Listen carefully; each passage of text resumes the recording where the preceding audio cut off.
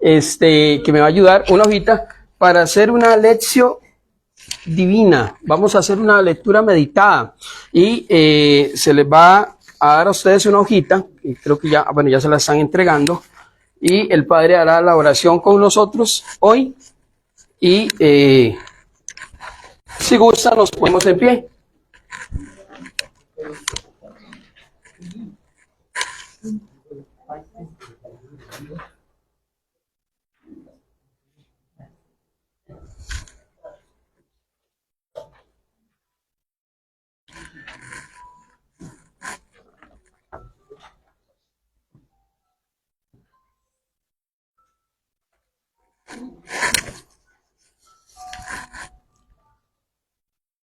En el nombre del Padre, del Hijo y del Espíritu Santo. Amén.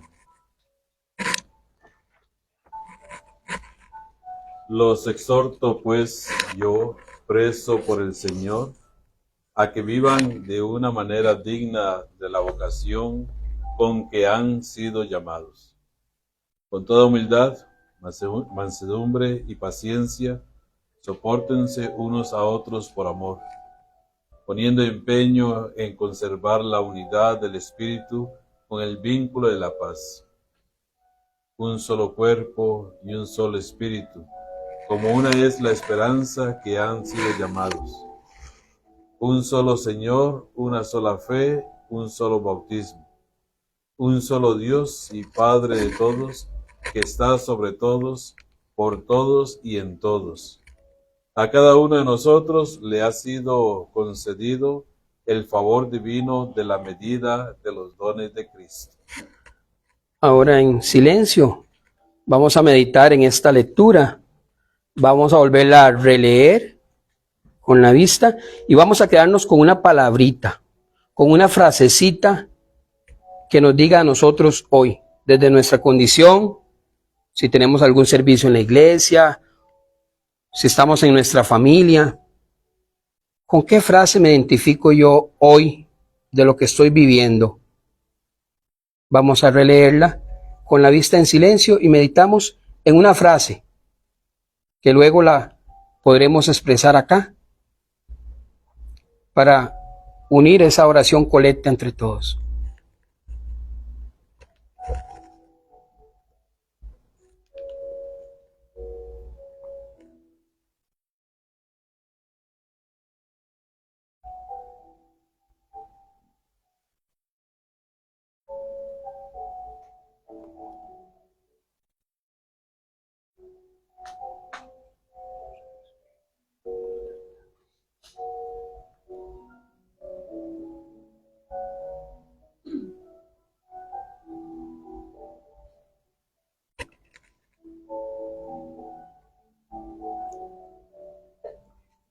¿Algún hermano, alguna hermana que quiera mencionar alguna frase?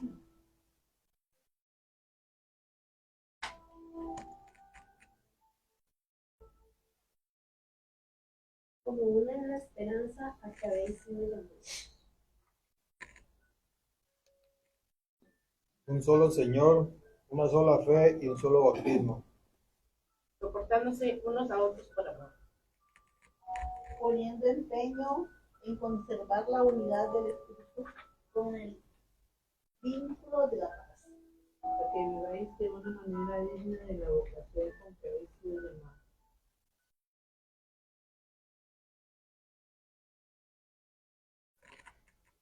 Te pedimos, oh Dios, Padre Omnipotente, que venga tu Espíritu el día de hoy para compartir lo que tú nos quieras enseñar. Tú tienes medios distintos para podernos admirar a nosotros y nos visitas de muchas formas. Te pedimos, Señor, que recojas ese sentimiento de cada uno de nosotros, que tu palabra el día de hoy nos revela, como dice el salmista, lámpara es a mis pies tu palabra. Te damos la gloria que te pertenece. Gloria al Padre, gloria al Hijo y gloria al Espíritu Santo. Como en el principio, ahora y siempre, por los siglos de los siglos. Amén. El Señor esté con ustedes. Y con tu Espíritu. Y la bendición de Dios Todopoderoso, Padre, Hijo y Espíritu Santo, descienda sobre cada uno de ustedes. Amén. Podemos sentarnos, hermanos. Bueno, como ya dijo William, soy el Padre Ignacio Marín. Estoy aquí en la parroquia de la Mella Milagrosa. Está siendo llevada adelante por los padres combonianos. Se encuentran aquí en nuestra casa, mi persona, el Padre Leonardo Battaglia, que acaba de llegar de Italia, es un nuevo miembro de la comunidad, y también está el Padre Joaquín Iseca, que también él está ahora en Guatemala teniendo una experiencia de misión allá con los indígenas en Petén, que tenemos una parroquia que son como casi 50 o 60 comunidades que se lleva adelante por 3 sacerdotes combonianos allá en el Petén. Y como uno se fue de vacaciones, entonces no podíamos dejar la parroquia solamente con 2 personas ahí, tan grande esa parroquia, y entonces se le pidió a Joaquín que fuera allá a dar una mano. Por eso no se encuentra entre nosotros.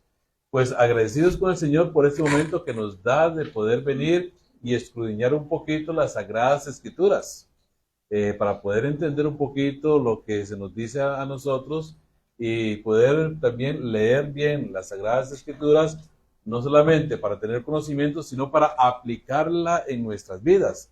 Algo muy importante es eso, es aplicar las Sagradas Escrituras en lo que yo estoy viviendo, en mi persona, para después también verlo cómo es que se va llevando adelante toda la realidad, todo lo que pasa también, una luz, que nos dé una luz a las Sagradas Escrituras para poder confrontar diferentes situaciones que se van presentando en el camino de nuestra vida.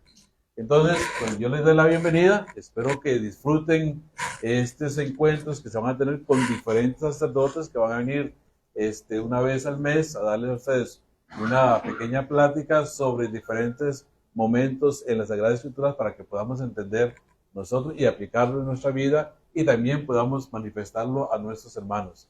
Espero de que, que el grupo también se pueda mantener viniendo todos estos tiempos, porque sí, van a ser buenos sacerdotes los que van a venir a darnos esas pláticas. Y agradecerle a William, que es el que, junto con otros miembros de la comunidad, están organizando este encuentro, y pues pedirle al Señor que nos acompañe y que nos siga bendiciendo y que nos dé el Espíritu para poder abrir nuestra mente y nuestro corazón y poder comprender qué es lo que tú quieres, Señor, que yo realice para glorificarte a ti en todo momento en el camino de nuestras vidas.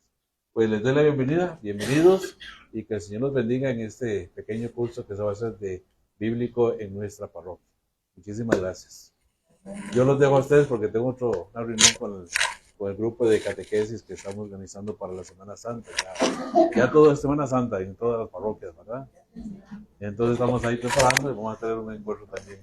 Así que los dejo con William para que les dé su plática de inicio de las Sagradas Escrituras. Gracias, haberlos Padre. conocido a ustedes, ¿verdad? Bueno, entonces les damos la más cordial bienvenida, de verdad que sí. Yo quería decir, siéntanse amados. No, ya se adelantó alguien. En la Sagrada Escritura viene esa frase. Hay que sentirnos amados, y si Dios es quien nos ha llamado. La idea de hoy es dar una pequeña introducción. Yo no me voy a meter al contenido de lo que es la Biblia, qué es la Biblia, cuántos libros tiene la Biblia, los géneros literarios, el Antiguo Testamento, el Nuevo Testamento, por qué un canon bíblico, por qué otro canon bíblico, libros apócrifos, libros deuterocanónicos, libros protocanónicos, etcétera, que son términos que tal vez algunos puedan conocer, otros quizás no, pero que los sacerdotes que van a venir durante los demás meses van a ilustrar mejor eso. A mí lo que me corresponde el día de hoy es mantenerme en el contenido que es Dios se revela progresivamente en la Sagrada Escritura. Vea qué interesante, porque precisamente en el Concilio Vaticano II, ya la iglesia se reúne. Bueno, ustedes saben lo que significa concilio. Levántame la mano, ¿quién sabe qué significa concilio? En latín, concilio, concilium, reunión. En la reunión que tuvo el Papa con los demás obispos, ahí con el Colegio Cardenalicio, determinaron en el Concilio Vaticano II del 1962 al 1965, sacar muchos documentos porque ya veían viendo cosas en la iglesia que tenían que renovarse. Y una de esas fue precisamente un documento interesante porque la iglesia tiene distintos documentos. Tiene exhortaciones apostólicas, tiene encíclicas, tiene constituciones dogmáticas, tiene exhortaciones postsinodales, sinodales, preconciliares, conciliares, etcétera. Tiene muchos documentos la iglesia. En sí lo que es el magisterio. ¿Y quién es el magisterio? ¿Quién me puede decir quién es el magisterio? Para ir viendo algunos conceptos para ya luego meternos a la Constitución para que nos quede claro la Sagrada Escritura. ¿Quién es el magisterio? ¿Magisterio quién es? ¿Qué es el magisterio eclesial? El magisterio eclesial es precisamente el Papa en comunión con los obispos del mundo. Ese es el magisterio. Ya el magisterio nos regala algo que se llama el depositum fidei en latín, el depósito de la fe. Y el depósito de la fe hay dos fuentes primarias que vamos a tocar el día de hoy, que es la Sagrada Tradición y la Sagrada Escritura, papá. Y aquí hay que agarrarse fuerte. ¿Por qué? Porque podemos toparnos con hermanos de que solo creen en la Sagrada Escritura. Y hablemoslo de manera literaria. Porque en algunos momentos también existió Sagrada Escritura de manera verbal, cuando no había sido escrita. Pero eso los hermanos no lo creen. Hoy vamos a hablar no del magisterio, que es el Papa en comunión con todos los obispos, que determina y que tiene tres funciones el magisterio importantes. Una, legislar, el magisterio legisla. La segunda, el magisterio interpreta, que es lo que vamos a ver hoy, de acuerdo a la Constitución dogmática, interpreta. Y el tercero, que es el más importante, de ahí viene el magister, enseña, en latín, enseña, educa. La iglesia es mater y magister, en latín decimos, la iglesia es madre y educadora. Vea qué interesante. Hoy vamos a ver qué nos esboza, qué nos expresa uno de tantos documentos que tiene el magisterio, que ya sabemos que es el magisterio, que tiene el magisterio que nos ha regalado también a través del depósito fe, del depósito de la fe. Sagrada Tradición, Sagrada Escritura. Importantísimas las dos porque van de la mano, ¿no? Van de la mano. Algunas sectas o congregaciones agarran lo que es la Sagrada Tradición y hacen así, al basurero. Me quedo solo con la Sagrada Escritura. Pero aquí hay un problema y nos vamos a dar cuenta porque hay un problema. Porque no podemos llegar a la Sagrada Escritura si no conocemos también la Sagrada Tradición. Eso es muy importante. Entonces, dejando un poquito claro lo que es el magisterio, dejando un poquito claro lo que es el depósito de la fe, dejando un poquito claro cuáles son las funciones del magisterio, que lo acabamos de ver, vamos a acercarnos a lo que ya es la historia de la salvación, lo que es ya la Sagrada Escritura. Cuando uno piensa en historia, pensamos en hechos sucesivos cronológicos, porque nos han enseñado así en la escuela, ¿cierto? Con los estudios sociales nos hablan de historia y creemos en hechos sucesivos cronológicos. Pero en la Biblia, no. En la Biblia, el término historia es distinto. No es un conjunto de acontecimientos sucesivos cronológicos, sino más bien unas manifestaciones de los acontecimientos de Dios, que luego, posterior, se puso en conjunto en esos libros sagrados y se nos regaló en la Sagrada Escritura. Vea qué interesante. Por eso, el día de hoy, precisamente, vamos a ver lo que es la historia de salvación. Ver la historia como aquellas tertulias. Yo no lo quiero hacer así, como que se vea muy profesor y estudiante. No, aquí estamos hermanos. Hacerlo como un diálogo, como una tertulia. Las tertulias eran como aquello que se contaban de abuelo a papá, de papá a hijo. ¿Recuerdan? Tertulias que se sentaban y vivían tradiciones, vivían hábitos, costumbres que se creaban en familia. Entonces, queremos hacerlo como una tertulia. Así era vista la historia, como una de generación en generación. ¿Pero historia de qué? ¿Historia de qué? De la salvación. ¿Salvarnos de qué? ¿Por qué en la Biblia tanto viene la historia de salvación? Hoy yo les digo, vamos a hablar de la historia de salvación. Los padres que van a venir van a exponer, van a hablar sobre la historia de salvación. ¿Salvarnos de qué? Vamos a estar un poquito en Génesis. ¿Salvarnos de qué? Historia de salvación. ¿Salvarnos de qué? Del pecado. Salvarnos del mal. Del mal. Cuando Dios se manifestó,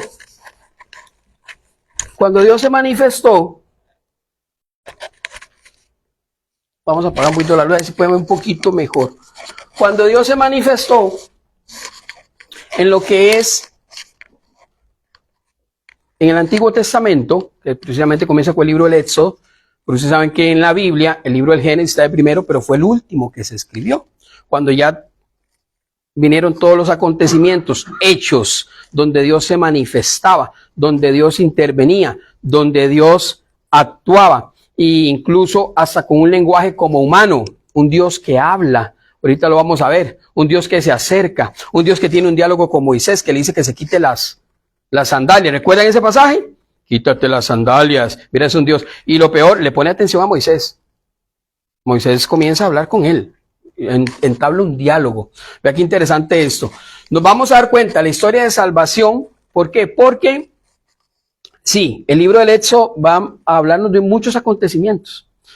Y ahí viene Génesis, Éxodo, Levítico, Números, etcétera. Muchos acontecimientos. Y vamos a ver toda una línea del tiempo cronológicamente hablando, de acontecimientos, de historia, entendiéndolo con el concepto que acabamos de ver de historia de esa salvación, que el Génesis ya nos habla.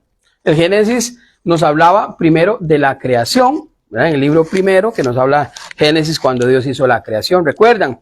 Y dijo Dios, y amaneció y anocheció. ¿Recuerdan ese pasaje del libro de Génesis? Ese es un salmo, ¿verdad? Con el estribillo, ustedes que les gusta la liturgia a algunos, con el estribillo, y vio Dios que todo era.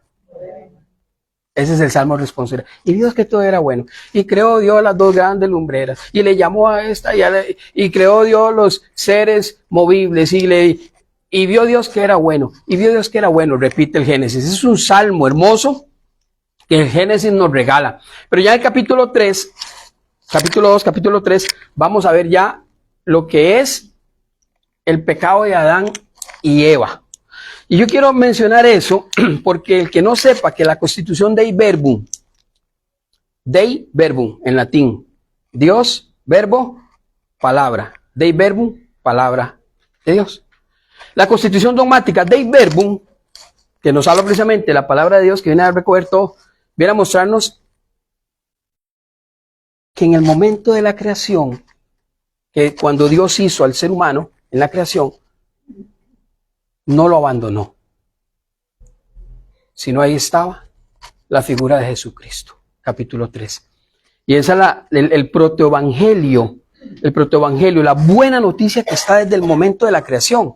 Algunos creen que no, que Jesús estaba allá con el Padre, quién sabe dónde, y nada, y fue que vino después, porque por lo que Adán y Eva hizo, pero Dios iba a dejar al ser humano solo, ahí botado. No.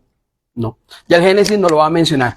Vamos a entonces, en buena teoría, los sacerdotes hablarán de la Sagrada Escritura, de la composición de la Biblia, tomando en cuenta desde los orígenes, hace cuántos años fue creada, según la ciencia, la creación. No, todavía no hay una línea. Desde los orígenes, Bereshit en hebreo, origen, comienzo. Vamos a llegar al año 2000, 1900, la figura de Abraham, Dios que llama a Abraham y le da una promesa. ¿Recuerdan esa promesa? ¿Quién me puede decir cuál es esa promesa? Hay una promesa que Dios le da a Abraham. ¿Cuál? Que será el padre de una gran nación, ajá, y que sus hijos serán incontables como ¿qué? Las estrellas del cielo. Muy bien, el llamado que Dios hace a Abraham.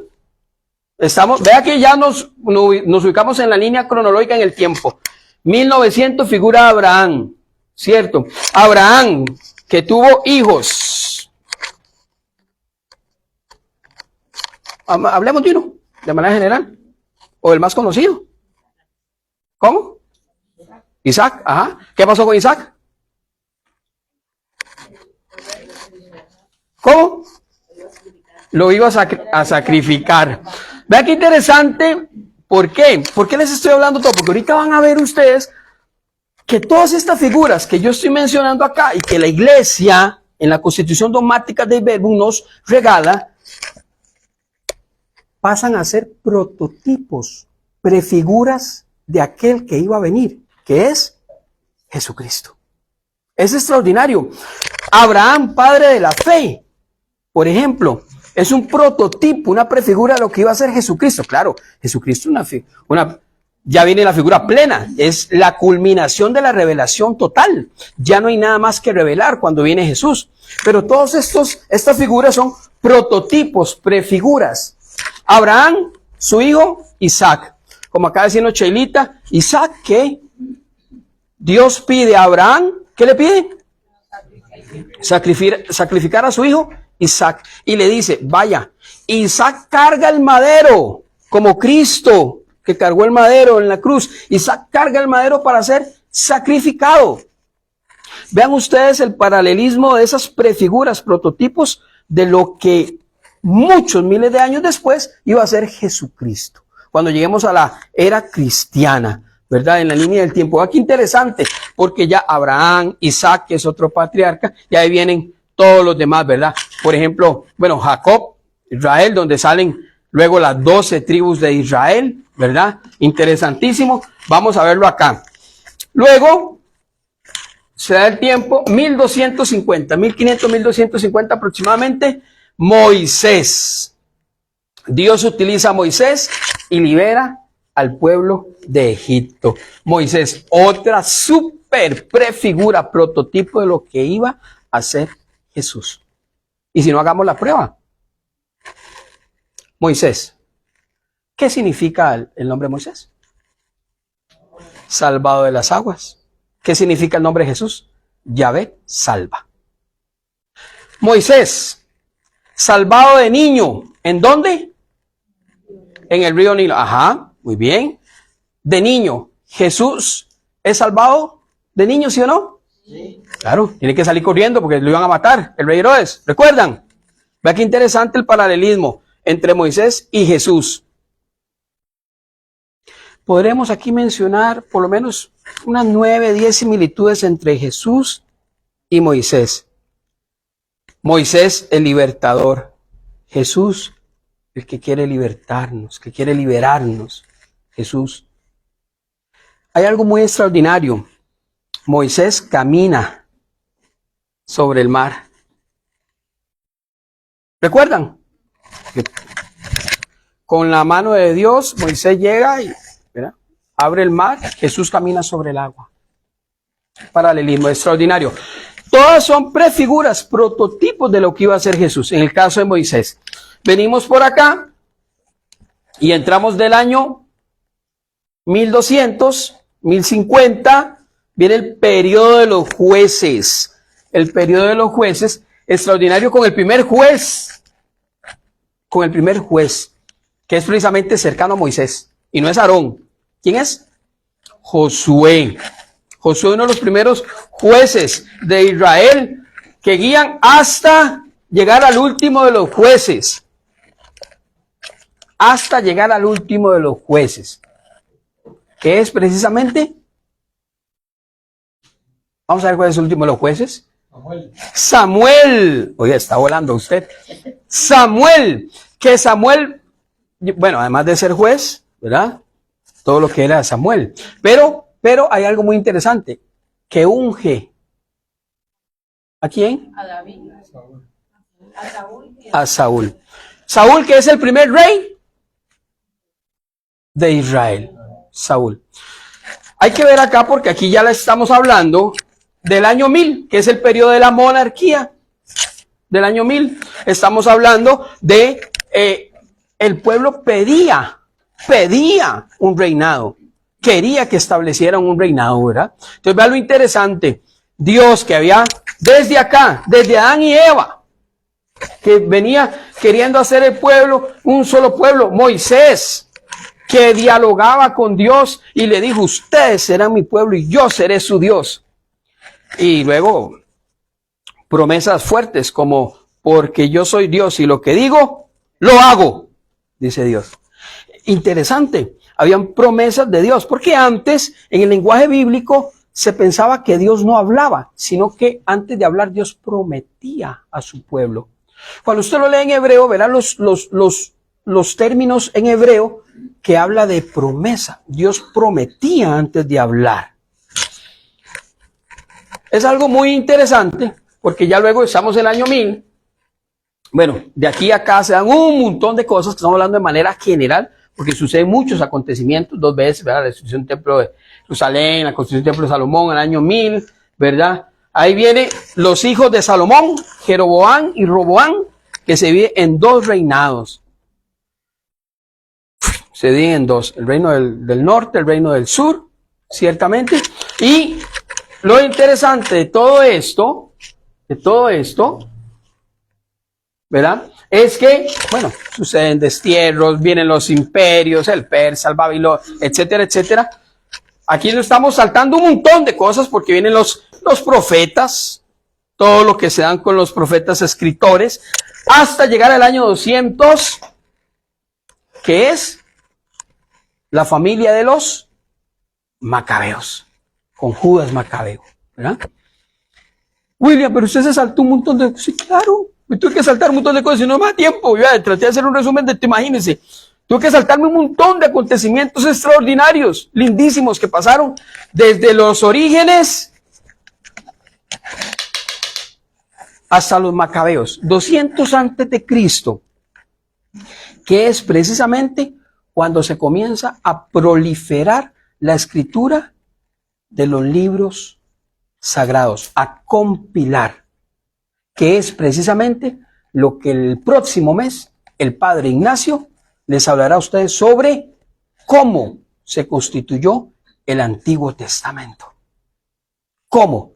En toda esa época, que fueron más de 2000 años, tiempo cronos, tiempo humano, que fueron más de 2000 años, pero ya entendemos cuál es el sentido de la historia en la Biblia, que fueron más de 2000 años en la proliferación y en la escritura de esos libros sagrados.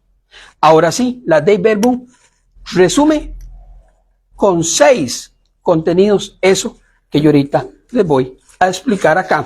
Y si hay alguna pregunta, yo voy a dar los 15, 20 minutos o algún comentario al final para que ustedes hagan la intervención. Nos dice la Constitución de Constitución dogmática, hermoso. La iglesia tiene constituciones dogmáticas. Una constitución es lo que ya el magisterio de la iglesia ha determinado como doctrina. No es una exhortación, no es una encíclica, no es un llamado a, sino es doctrina. Constitución dogmática nos dice que Dios nos da la revelación en sí misma. Dios creándolo todo y conservándolo por su verbo. Génesis 3:15. Ya implícitamente en Génesis 3:15, ustedes que trajeron su Biblia, y si no la trajeron, no importa, la traen el próximo mes, porque los padres sí la van a usar bastante. Génesis 3:15 dice así: enemistad pondré entre ti y la mujer, y entre tu linaje y su linaje. Él te pisará la cabeza, mientras acechas tú su calcañar. Palabra de Dios, te alabamos, Señor. Ya en el Génesis, después del drama de la pareja, Adán y Eva, del pecado, ya Dios no abandona al ser humano, sino desde ahí se da un evangelio, un protoevangelio, una buena noticia. Es así como diciendo, te he creado, pero aquí pongo a Jesús. Ahí es donde se entiende la historia de salvación. ¿Salvarnos de qué? Del pecado, del mal. Ya en el libro del Génesis, en el capítulo 3, versículo 15, viene esa buena noticia, esa profecía, donde nos habla que va a haber una persona que le va a colocar el pie a la serpiente, y no es nada más y nada menos que Jesucristo. Es Dios quien se dispone a revelarse a sí mismo. Dios invisible habla a los hombres como amigos. Vea qué interesante. Dios invisible habla a los hombres como amigos. Un Dios que habla como humano. Dice el profeta Oseas, te he amado con amor eterno. Profeta Oseas. Te amaba con amor eterno. Parece que Dios es sentimental. Lo que llega a decir los profetas sobre Dios, en boca de Dios, lo que ponen en boca de Dios, tan humano. Y Dios se arrepintió de haber creado al ser humano. Libro del Génesis. Dios se arrepiente. Un Dios que habla como humano. Ve pues, yo te envío a Faraón para que saques de Egipto a mi pueblo, los hijos de Israel. Moisés dijo a Dios, ¿quién soy yo para ir donde Faraón y sacar de Egipto a los israelitas? Es un diálogo que entabla Dios con el ser humano. Ve qué interesante. No solo es un Dios que está aquí, arriba, que no se deja ni ver ni manifestar, como nos lo menciona también el libro del Éxodo, el nombre incluso impronunciable. Dicen algunos teólogos que Dios no quiso revelar su nombre para no ser manipulado. ¿Cómo se llama Dios? No, Dios libre. Aquí vendrán profesores en hebreo y no dirán el nombre de Dios por respeto a los hebreos. No se atreven a decir Yahvé, es impronunciable. Yo soy el que soy. Interesante. Yo soy el que soy. El diálogo que tiene Dios con Moisés. Y si el pueblo me pregunta, ¿cómo te llamas? ¿Qué les digo? ¿Qué le responde Dios? Diles que yo soy te envía. Yo soy el que soy. Pues yo soy no es un nombre propio. Es una acción, un verbo. Él es. Yo soy. Luego Jesús también revela su nombre. Yo soy el pan vivo bajado del cielo. Yo soy el camino, la verdad y la vida. Yo soy, etcétera, etcétera. Yo soy. Pero algunos siguen esperando a ese Mesías. Un Dios que habla, vea que interesante, un Dios que habla con Moisés, pero mediáticamente, a través de signos. ¿Qué es? Una zarza que ardía. Un Dios que habla con hechos y con palabras. Vea qué extraordinario. Con hechos y con palabras. Parece ser que ese Dios que hablaba con palabras a través de los profetas, a través de mediación humana, también ahora habla a través de acontecimientos. Y pregunto, ¿en el Antiguo Testamento hablaba así? ¿Y ahora también? ¿Alguien me puede contestar? En el Antiguo Testamento Dios hablaba a través de acontecimientos. ¿Dios sigue hablando así?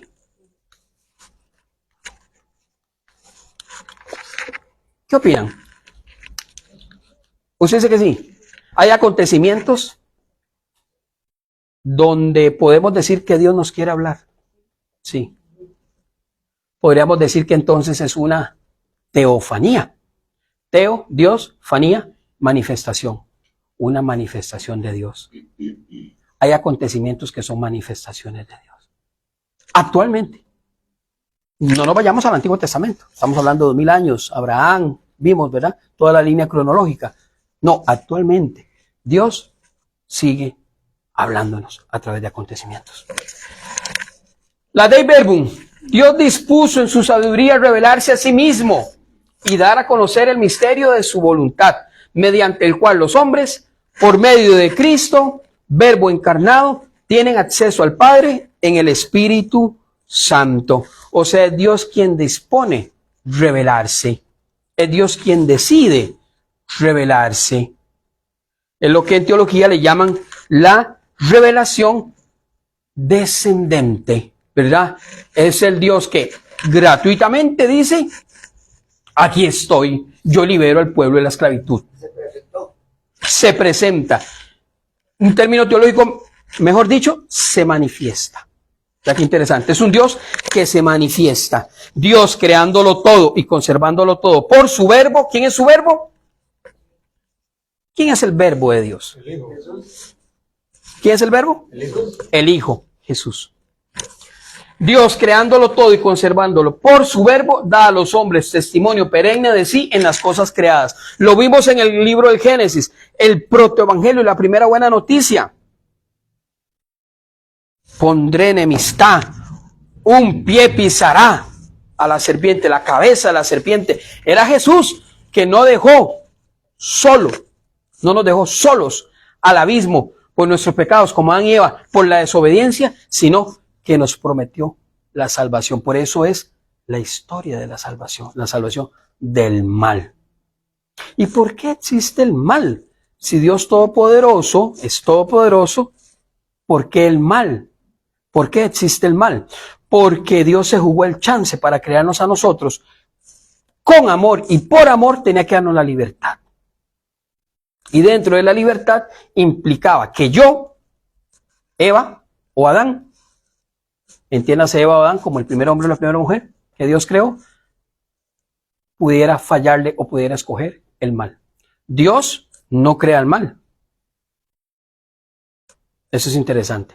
Y para yo decidir, ¿y por qué Dios no me llenó tanto de su amor para que yo solo escoja únicamente el bien? Porque si Dios, entonces, ¿dónde está la capacidad de amar? La elección mía. Para escoger entre bien y mal, tiene que haber el mal. Para poder decidir. El mal es para que yo pueda escoger. ¿Existe el mal para qué? ¿Bien o mal? Aquí la pregunta sería, ¿no es lo mismo si escojo el bien, la consecuencia que escoge el mal? Esa es la pregunta. Ahora bien, Dios, creándolo todo y conservándolo por su verbo, da a los hombres testimonio perenne de sí en las cosas creadas, y queriendo abrir el camino de la salvación sobrenatural, se manifestó además personalmente a nuestros primeros padres ya desde el principio, ¿verdad? Ahí vemos el diálogo primero que tuvo con Adán y Eva.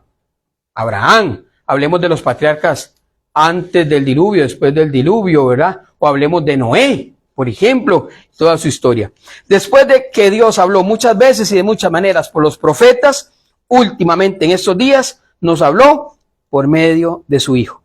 Pues envió a su Hijo, es decir, al Verbo eterno que ilumina a todos los hombres para que viviera entre ellos y les manifestara los secretos de Dios. Jesucristo, pues, el Verbo hecho carne, hombre enviado a los hombres, habla palabras de Dios. Y nos vamos a dar cuenta por qué habla palabras de Dios. Y lo vamos a hacer como tipo tertulia. Vamos a compartir por qué habla Jesús palabras de Dios, porque es el mismo Dios. En el Antiguo Testamento se da lo que es la pedagogía de la historicidad, signos, diálogos, don, gratuidad, encuentro. ¿No le suena acaso todo esto a Jesús? Así era como Dios actuaba en el Antiguo Testamento. Pero usted hace una comparación del Dios del Antiguo Testamento a Jesús y hay muchas cosas que se parecen. Flujo de Dios revelarse al ser humano sin esperar nada a cambio. Gratuidad y respuesta del ser humano en la libertad. Autodeterminación en el bien y la verdad. Encuentro. Dios que toma la iniciativa de salir al encuentro por amor a la humanidad. Es interesante entonces porque se dan, que ahorita lo vamos a ver acá, la pedagogía de Dios es igual a la pedagogía de Jesús. Parte de la experiencia humana. Es que el pueblo israelita está esclavizado. Estaban hundidos. Estaban feos. Parte de la experiencia humana, Dios, para llevar al pueblo a una experiencia de fe. Y el pueblo luego da una respuesta de fe. Vamos a ver lo interesante porque Jesús así actúa como actuaba Dios del Antiguo Testamento. Veámoslo acá, interesantísimo. Pedagogía de la encarnación. Bueno, pedagogía de la encarnación, Cristo se hace hombre, Cristo asume completamente nuestra naturaleza, parte de nuestra realidad para anunciar el Evangelio, es la pedagogía del amor. Pero aquí están las dos pedagogías entrelazadas, tanto del Antiguo como del Nuevo Testamento. Vean qué interesante. La pedagogía del don, hay una pedagogía del don que es Dios toma la iniciativa. Dice un pasaje bíblico, porque Dios escuchó el clamor de su pueblo. Dios toma la iniciativa. De los signos, habla y actúa mediante signos. ¿Cómo le hablaba a Dios? ¿Cómo guiaba a Dios al pueblo israelita? ¿Alguien me puede decir? Por la nube. Fuego. ¿Qué más? ¿Otros signos? Fuego, nube. ¿Hay otros signos? Viento, agua. Muy bien. También los vamos a ver algunos en el Nuevo Testamento. libro de Hechos de los Apóstoles. ¿Se les posaron qué a los apóstoles? ¿Qué se les posaron?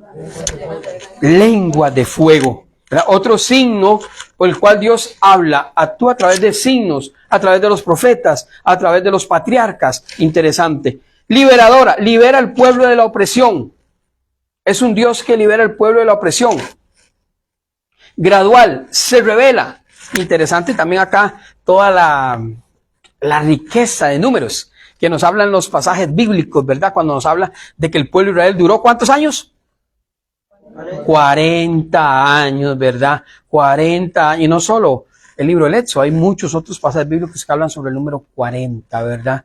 40 que significa, bueno, tiempo suficiente, pero más detenidamente, tiempo de cambio. Y si lo profundizamos, el número 40 es un trozo de historia. Eso significa. Y aquí lo interesante es precisamente esto, que vemos, ¿no?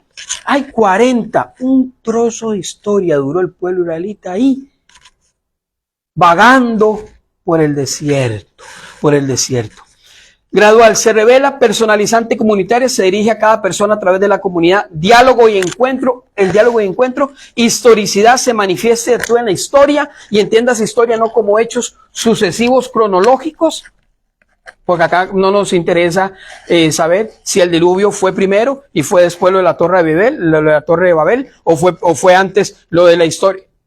No, eso no. Tertulia, historicidad. Sucedió y cuál es la enseñanza que me da ese relato bíblico. ¿Cuál es la enseñanza? El diluvio, ¿cuál es la enseñanza que está escondido detrás de ese relato bíblico? La liberación del pueblo de Israel, ¿cuál es la enseñanza que me da ese relato bíblico? Solidaria con los pobres, integra la mediación humana. La pedagogía de Jesús, ojo Jesús. Recordemos cómo actuaba el Dios del Antiguo Testamento. Ahora veamos a Jesús. Experiencia humana. Parte de una realidad. Parte de una realidad. Experiencia de fe. Lleva a que la persona se interpele. Jesús hacía eso. Que la persona se interpele.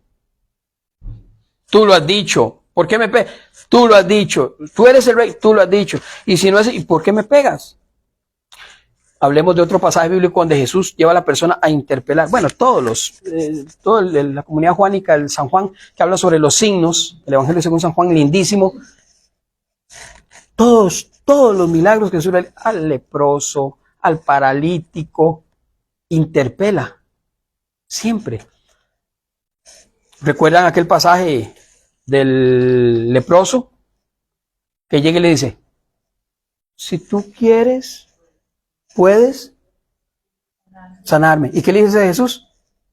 Quiero, queda limpio. Marcos 5:21, la mujer que padecía flujos de sangre. Mujer, ¿qué quieres que te haga? Bueno, la pregunta parece, podríamos decirla un poco, no tonta, pero si Jesús sabía que estaba llena de sangre, mujer, ¿qué quieres que te haga? Parte de la experiencia humana, la realidad de la persona para que la persona tenga la experiencia de fe y luego viene la respuesta de fe, que es el compromiso de la persona. Extraordinario. Veamos el pasaje de la samaritana. Jesús parte de la experiencia humana, ¿cierto? ¿Recuerdan el pasaje de la samaritana? Entra en un diálogo con la samaritana. ¿Pero qué hace Jesús antes del diálogo? Le pide agua. ¿Pero qué hace antes de pedirle agua? Le cuenta su vida. ¿Pero qué hace antes de contarle su vida? Para llegar a la experiencia humana. Porque Jesús se fija en la experiencia humana de esa persona, de usted y de mí, para él intervenir, para que Dios intervenga, así como intervino en el Antiguo Testamento con el pueblo israelita, hoy lo sigue haciendo. Ustedes acaban de decirlo. Dios se sigue manifestando, William. A través de los acontecimientos Dios nos sigue hablando. Ok, ¿qué hizo Jesús con la samaritana? Partió de la experiencia humana de la samaritana. Eran las 12 mediodía, estaba haciendo un sol inmenso. se había percatado, había observado a la samaritana que a esa hora ella iba a traer agua. Y había observado cosas más profundas, porque los samaritanos no se hablaban con los judíos de esa época. O sea, puede decirse que la estabas viendo. Me gustaría decir, la estaba observando. Observando. Porque partió de la experiencia humana de la samaritana. Jesús parte de nuestra experiencia humana. Con la samaritana, se ve que es las 12 de mediodía, se prepara para la experiencia. Se preparó. Jesús se prepara. Parte de la experiencia humana y le dice algo tan humano como que, dame de beber. Dame de beber.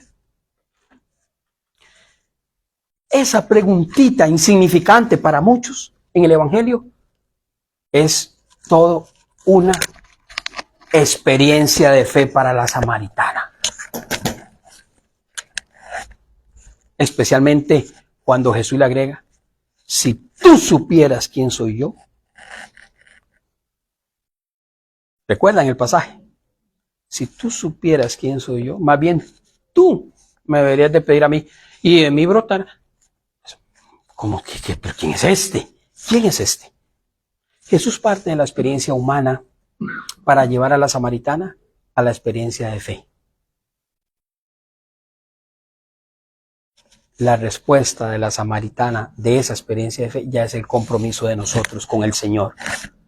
Ahí está la última respuesta de fe, el compromiso. Dice que la samaritana salió corriendo y le dijo a todos, vengan y vean lo que he visto y oído. Ese hombre sabe toda mi vida. Todo.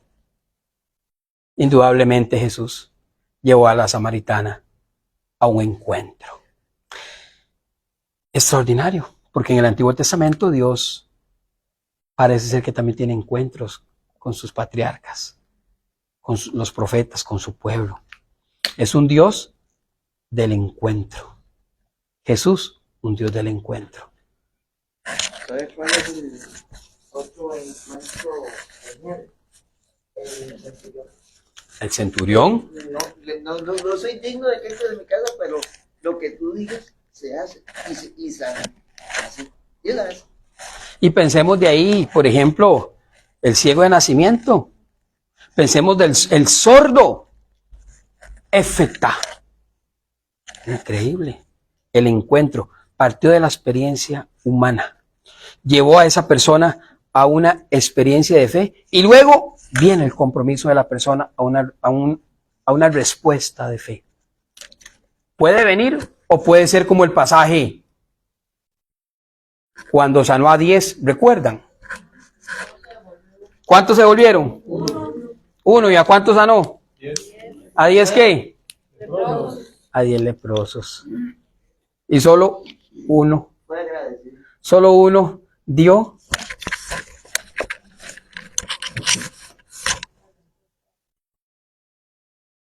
Interesante.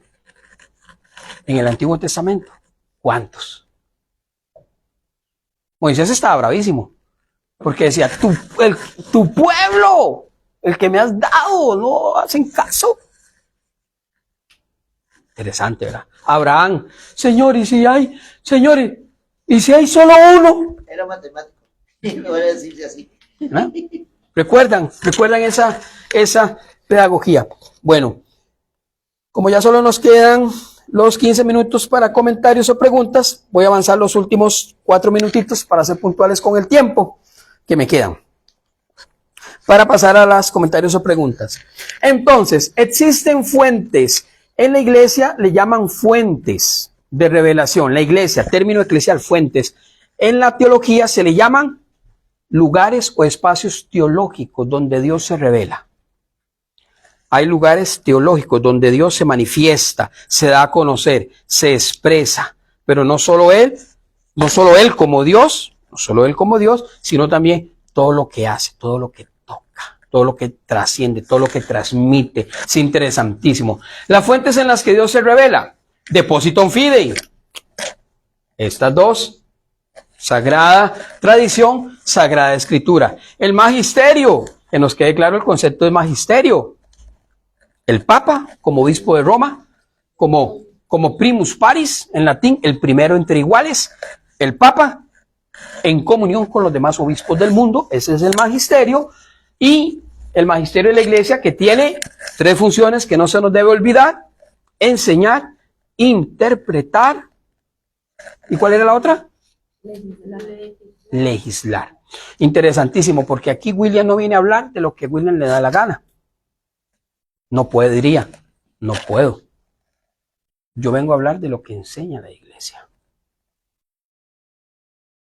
Entonces yo no vengo aquí a título personal. No. Es porque el padre Ignacio, como cura párroco, me ha dicho, vaya. Organice, hágalo. Si no, no podría. Por la jerarquía de la Iglesia. Recuerdan lo de magisterio que acabamos de ver. Y las otras 2 que no son menos importantes, la litúrgica y la testimonial. Entonces, para ya quedar en claro por los otros sacerdotes expositores que van a venir a compartirles ya cómo se formó la Biblia, cuántos libros, qué son libros apócrifos, canónicos, qué tomó la Iglesia para decir que esto sí es palabra de Dios y esto no. Por ejemplo, ¿cómo sabemos que esto es parte del Antiguo Testamento y esto no?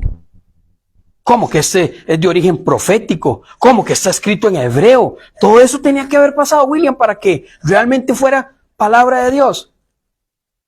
Nos vamos a dar cuenta cuando venga precisamente los otros padres a hablarnos sobre cómo fue que se dio todo este proceso.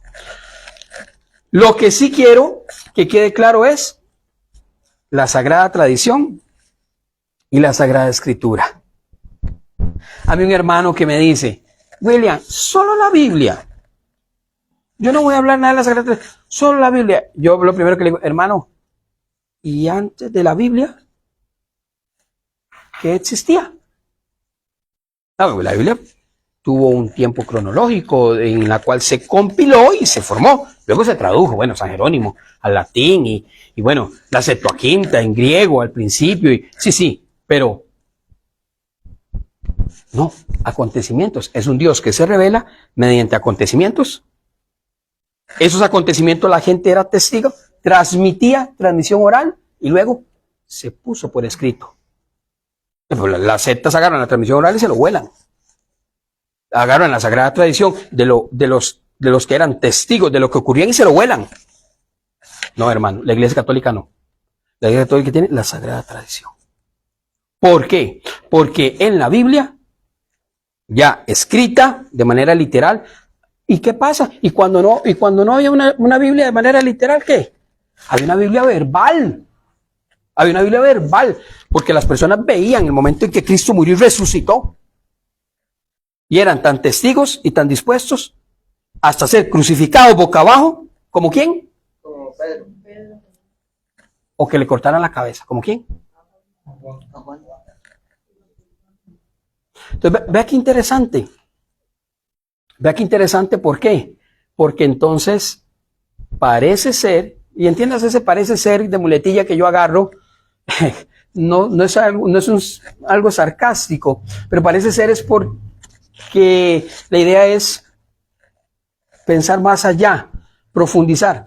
Parece ser entonces que antes de que existiese una Biblia escrita de manera literaria, ya existía una Biblia oral, verbal, la cual la gente transmitía, chismeaba y contaba todo lo que... Perdón por lo de chisme. No es muy teológico ni bíblico, porque si no, no fuera palabra de Dios, pero hablaban, comunicaban. Esto está genial, porque se va a dar cuenta uno por qué quitaron esos libros apócrifos, porque los quitaron el de Enoch, el de... Ahora hay muchos desde el de María Magdalena. Las hojas de Salomón, el protoevangelio, etcétera, de San Juan, el evangelio prohibido de Judas, todo lo que habla. Sí, interesante. Que quede claro esto. Tradición y escritura, el depositum fidei. Es un solo depósito sagrado de la fe confiada a la Iglesia. Nos lo dice el numeral Dei Verbum, capítulo 10. Ahí está. El magisterio de la iglesia: es preciso que haya una comunidad que escrute y difunda la palabra de Dios, y esa comunidad es la iglesia. Ella es el sujeto escogido por Dios para interpretar su mensaje. La liturgia asume, proclama y celebra el misterio de Dios. Y fiel a la primera homilía pronunciada por el mismo Cristo, ¿recuerdan? ¿Cuál fue la primera homilía pronunciada por Jesús? Lucas 4. ¿Recuerdan? El Espíritu Santo, ¿qué decía? Porque Él me ha ungido para ser profeta, etcétera. Está sobre mí. Y hoy, dice Jesús, hoy se ha cumplido esa escritura. Por eso querían devorarlo. ¿Qué? Nosotros esperando a Dios y dice Él que hoy se ha cumplido. Dios que había hecho caer el maná para alimentarnos. Y Él dice que yo soy el pan vivo del cielo. ¿Qué? Crucifíquenlo, crucifíquenlo. Pronunciada por el mismo Cristo, no cesa de decir que es en el hoy de la asamblea litúrgica donde se realizan el misterio, los acontecimientos salvíficos, centro de la vida de fe, que la catequesis desarrolla. Vea qué interesante. Un documento también que nos regala luego Aparecida, y la testimonial, la revelación en forma amplia, es relación interpersonal entre Dios y el hombre. Nos dice la de Verbum capítulo 1, y termino con esto. Por Cristo, el mediador y la plenitud de toda revelación, es Cristo. Toda revelación, Cristo. Conocemos al Padre, Cristo es el punto de encuentro entre Dios y el hombre. Por eso la Iglesia invita, mediante la constitución dogmática de Verbum, nos habla de la palabra para encontrarnos con Cristo. Es interesantísimo. Ese era el contenido que me correspondía a mí. Pero sí siempre es importante algún comentario o alguna pregunta. Así que quiero escucharlos. Si hay algún comentario, alguna pregunta o alguna duda también, pues podemos realizarla aquí. Si no la sabemos, pues le preguntamos a los padres, y si los padres no la saben, pues... ¿Hay preguntas? Bueno, hay preguntas. Que levante la mano para allá. Que levante la mano para allá el micrófono. Ok, perfecto. Si hay alguna pregunta ahí por transmisión también, y los hermanos preguntan, con mucho gusto los pueden realizar. Bueno, primero unas 3 preguntitas acá, y si queda tiempo, pues ahí. Perfecto. Acá hay una pregunta. Vamos a escuchar la pregunta o comentario. Vea, usted habló de constitución. Yo ahorita lo comparé con la constitución política. O sea, estudian cómo pasan las cosas, se acomoda esto, lo mismo hace con la Biblia. Se basan en hechos concretos para poder hacer la constitución religiosa, digámoslo así. Y lo otro que usted dijo, de los hechos que Dios habla hoy, en estos días, muy fácil, todo lo malo que está pasando, Dios es... Una persona está orando y le pide a Dios porque no interviene. Esa es una forma de silenciosa, pero dolorosa a la vez para Dios, ver esos desastres, esas muertes, pero es para que volvamos la mirada a Dios. Esa es la forma ese silencio de Dios es la forma de decir: vengan a mí, aquí estoy, los estoy salvando, regresen a mí. Esa es la forma de que se está manifestando en todo lo que pasa. Gracias a Claudio por el comentario. ¿Algún otro, alguna? Ajá, por acá. No, para nada. Ninguna pregunta es tonta. William, porque es que perdón mi ignorancia, pero ¿por qué en la Biblia, en el Antiguo Testamento, se habla tanto de que Dios mató aquí matanzas? Y siempre me quedo con eso. Esa es la queja de la gente. Ok, ¿está bien? Vamos a contestarla. Animales, a todos mató. Vamos a ver. En la Sagrada Escritura, no solo hay genocidios, femicidios. Bueno, Caín mató a Abel. ¿Recuerdan? Caín mató a Abel. Parece ser, a lo que Carlos menciona, como que Dios acompaña a los ejércitos para las peleas. O dígame que nunca han recordado la pelea entre David y Goliat, por ejemplo, ¿cierto? O contra los amalecitas, o contra los, etcétera, etcétera, etcétera. Ah, que levantaba las manos y las bajaba, perdía. Ajá. Ajá. En la Sagrada Escritura hay algo muy interesante. En la Sagrada Escritura más que en la Sagrada Escritura, en la teología. Aquí si alguno luego quisiera dar algún punto, pues con mucho gusto. En la teología hay algo muy importante que se llama lenguaje antropomórfico. Bueno, yo parto de que todos saben que es teología. Una palabra tripartita. Se conforma ia, teo y logos. Ustedes saben que toda palabra, o no sé si ustedes saben, pero en la teología las palabras es una palabra tripartita, se compone de tres partes. La esencia es logos, que es palabra, teo, Dios en griego, ia, ciencia, estudio, tratado. La teología es la ciencia que estudia la palabra de Dios, el conocimiento de Dios propiamente, eso es teología. Desde la teología, Carlitos, dando ya claro que es teología, pues existe antropología, antropos en griego, ser humano hacia Dios, escatología, escato, fin, realidades últimas, en griego, escatología, todos terminan con logía, muchas, bueno, algunas excepciones, filosofía, etcétera, pero en cuanto a las ciencias propias de la teología. En la teología, ahora sí, regresando a la teología, propiamente, sea lo que es en la Biblia, según los expertos en Biblia, no, los expertos, los que han estudiado mucho de Biblia, los expertos en Biblia hablan de un lenguaje que se llama lenguaje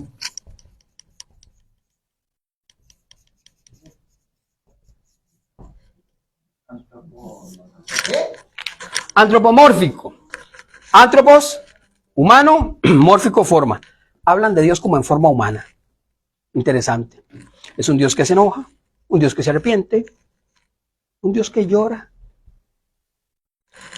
un Dios que se inclina, y Dios se inclinó a escuchar el clamor de su pueblo, se inclina. Y Dios habló. ¡Qué Dios tan humano! ¡Qué Dios tan humano! Lenguaje antropomórfico, ¿verdad? Por eso, vea que los expertos en Biblia dicen, Dios antes de hablar, Dios prometía, ¿verdad? Y eso es sencillo. La palabra, por ejemplo, hablar o habla, es posterior, no viene del Antiguo Testamento. Igual que la palabra. No es tan antigua tampoco. Época de Jesús, más para allácito. Algunas pueden ser en idioma hebreo, algunas pueden ser en idioma ya en latín, griego, etcétera. Hay muchos cambios. No se crea. Lenguaje antropomórfico. Entonces, sí, se habla de Dios como humano. Obviamente para nosotros poder entender. ¿Verdad? Entonces se habla todo este tipo de cosas. Ahí hay un comentario. ¿Puede levantar una mano? ¿No? Ah, bueno, acá. Ok. Cheilita, comentario. Y concluimos con Cheilita, ¿preparan? Concluimos con Cheilita. Sí. Bueno, tal vez sí, uno más, tal vez, por la cuestión del tiempo. Acá, ok. Estamos llenos. Cheilita, la escuchamos. Entonces, Carlitos, de Dios como en forma humana. Dios le habló a la Virgen María que iba a tener un hijo. Sí, si usted me dice que Dios le habló así, de tú a tú, a mí se me hace un despelote en la cabeza, en la jupa. Porque lo primero que yo pienso es, ¿cómo? ¿Y qué tenis andaba Dios? ¿Nike? ¿O cuando llegó a hablarle? O sea, yo comienzo a preguntarme un montón de cosas. Pero la Sagrada Escritura es tan hermosa, por eso, ay, Dei Verbum, la Constitución dogmática, tan lindo, que la iglesia interprete, dice cómo. En la Biblia dice que fue un ángel. Entonces, claro, y la palabra ángel, ángel, en griego, es mensaje, él en hebreo, Dios, mensajero de Dios, ángel, ok. Claro, Dios le habló a María. Pero vamos a ponérsela fácil a William para que entienda. Y un ángel se le apareció a María y le dijo, salve, llena de gracia. Ah, ya entendí, ya, he dicho. Si me dice que es Dios, en la teología, se me rompe el coco porque ¿cómo le habló Dios? Ni a Moisés. Porque cuando estaba con Moisés, dice que vio el dorso de Dios. Y yo que lo leí en hebreo, así, el término en hebreo, porque no me quedé con eso. Eso decía una de una traducción bíblica, Reina Valera, Jerusalén. Pues yo quiero lo primero que estaba. Entonces voy a leerlo en hebreo. La original. La original, los primeros escritos. En hebreo, el verbo que utiliza no es dorso, es otro. Como que Moisés vio la espalda de Dios. Como la espalda, Dios tenía espalda. ¿Cómo lo dice hebreo? Interesante, usted profundiza. Ok, lo dejo ahí. Después continuamos con esto. Cheilita. Will, sigo con la duda del Génesis. Usted misma ahora dijo que el Génesis se hizo después de que ya se había constituido la Biblia. Sí. Y entonces si existe la tradición verbal, entonces ¿es simbólico Génesis o es real? No todo. Génesis, usted se va a poder encontrar en el Génesis historias contadas 1, 2 o 3 veces. Por ejemplo, el relato de la creación es contado 2 veces. Se cuenta en el primer capítulo, se cuenta en el segundo capítulo. Y usted podrá decir, ¿y por qué se repite? Las cosas de Dios no pueden ser contadas solo de una manera. Es Dios. Hay tradiciones. En el caso del libro del Génesis está la tradición yavista, deuteronomista, sacerdotal. Bueno, hay un montón de tradiciones en el libro del Génesis. El libro del Génesis, para entenderlo, por eso vea que aquí vamos, porque a mí me dejaron los padres el chicharrón peor, que era la introducción de todo esto. Ya ellos se van a dedicar propiamente a cada contenido. Explico, Cheilita. El libro del Génesis ya estaba, Dios ya se ha manifestado mediante acontecimientos. Ha liberado al pueblo de Israel de la esclavitud de Egipto, etcétera, etcétera, etcétera. Posterior, compilan todo y dicen, bueno, aquí tuvo que tener un inicio. Y precisamente comienzan a contarnos el libro del Génesis cómo pudo haber sido, cómo fue, o no cómo pudo haber sido. Creemos en la palabra de Dios, la cuestión idiomática de verbo, palabra de Dios. Cómo fue la creación propiamente, ¿verdad? Y entonces comienzan, claro, valiéndose de géneros literarios, que dije yo que lo iban a tocar, algún sacerdote tocará los géneros literarios. En el caso del Génesis, por ejemplo, en el relato de la creación es un poema arcaico, lindísimo, que habla sobre la creación. Y entonces Dios habla, aquí tenía algunos ideas que saqué interesante, porque entonces Dios habla de que Dios hace al ser humano, ¿verdad? Hace al ser humano de barro, ¿verdad? Como los antiguos formaban sus ídolos. Esto quizás da a entender que para Dios somos su pequeño ídolo. Entonces, hay ideas extraordinarias. Ahora, el libro del Génesis, que existió un hombre y una mujer, sí, claro. Y que existió un primer hombre y una mujer, por supuesto. Y que Dios es el creador, por supuesto. Eso no lo aclaro yo. Hasta Santo Tomás de Aquino, en la Suma Teológica, dice que para que haya una criatura tiene que haber un creador, punto. No hay otra razón.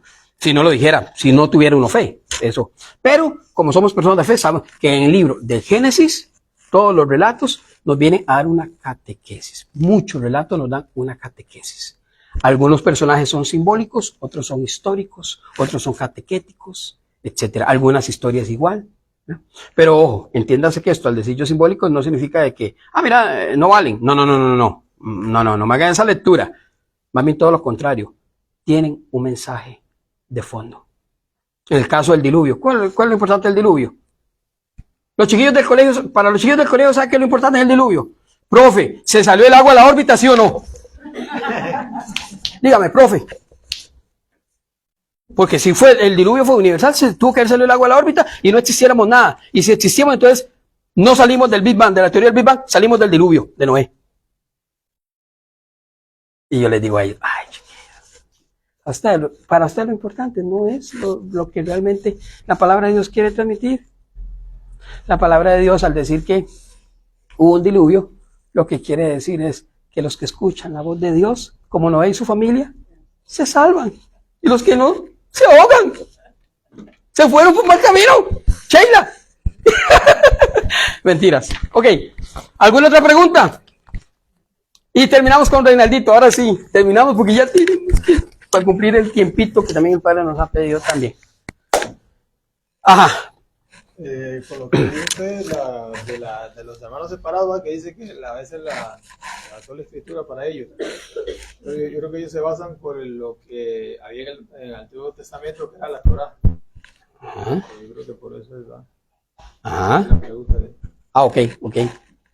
Sí, bueno, esa respuesta más profundamente se la va a dar el Padrecito cuando hable de los libros, cuando hable del canon bíblico, porque hablará en algún momento, el que le corresponde ese contenido, sobre el canon bíblico.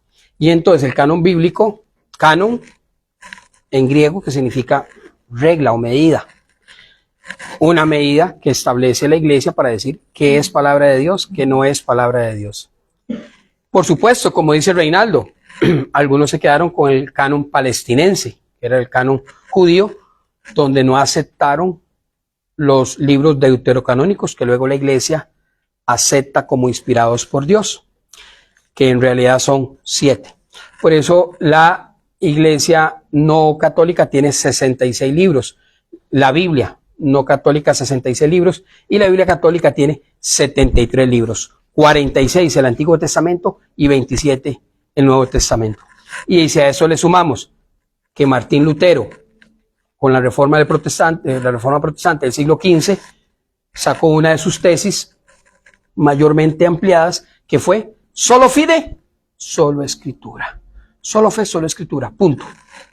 Ahí él se voló la patrística, los padres de la iglesia, la patrología, se voló la diaché de todos los primeros, que fue precisamente todo lo que conservó el Depositum Fidei, la Sagrada Tradición y la Sagrada Escritura.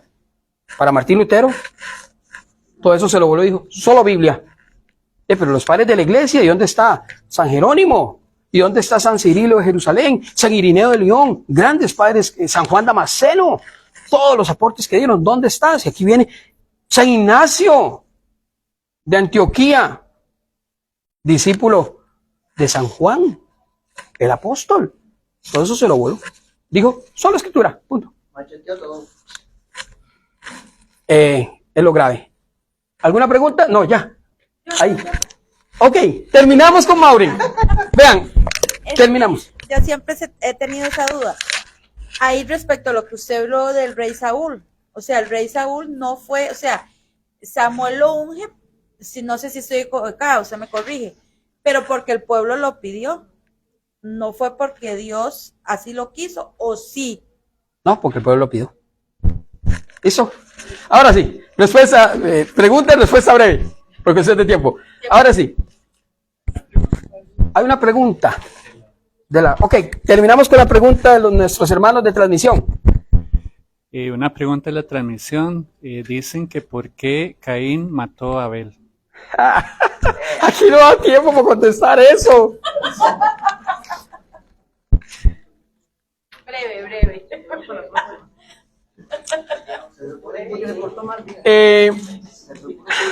Vean, entramos Caín y Abel. El primer crimen de la historia. Caín y Abel. Sí, genocidio es. ¿Entre hermanos? Sí. Veamos, hermanos y hermanas. ¿Cómo surgen preguntas, verdad? Recuerdo habrán sacerdotes que toquen los protagonistas de la historia del pueblo de Israel. Caín y Abel son parte de los protagonistas también, después de Adán y Eva. Las ofrendas. Nos acordamos precisamente de la ofrenda de Caín y de Abel, ¿verdad? Pero hay una catequesis detrás de eso.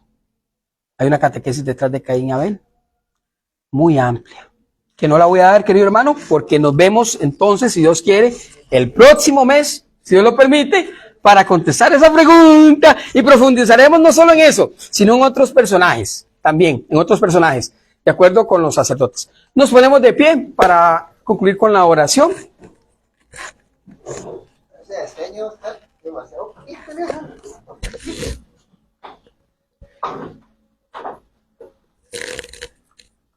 Los apóstoles le preguntaron a Jesús, maestros, enséñanos a orar.